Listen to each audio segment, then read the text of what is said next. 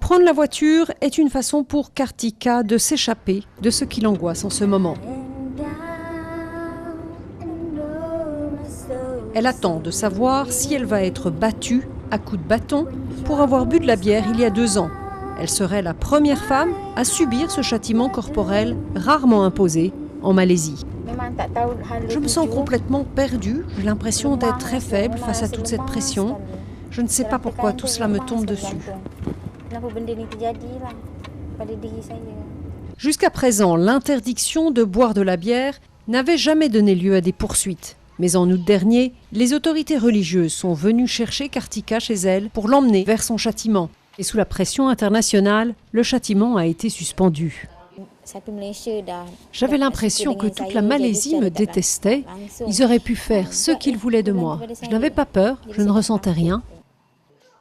Stoïque, Kartika est prête à faire face. Elle refuse de faire appel et demande à ce que son châtiment ait lieu en public. Les défenseurs des droits de l'homme, eux, veulent évidemment lui éviter cela. Non seulement c'est inhumain et dégradant, c'est aussi une forme de torture. Nous ne cessons de demander que toutes les formes de châtiment corporel soient abolies dans ce pays. Ce cas a provoqué beaucoup de remous en Malaisie. La question des 2 systèmes juridiques parallèles, le religieux et le civil, est au cœur des débats. Certains se demandent aussi si cet épisode illustre l'influence grandissante de la loi islamique en Malaisie. Kartika, elle, espère que ces déboires vont au moins avoir pour effet d'encourager de véritables réformes de la loi.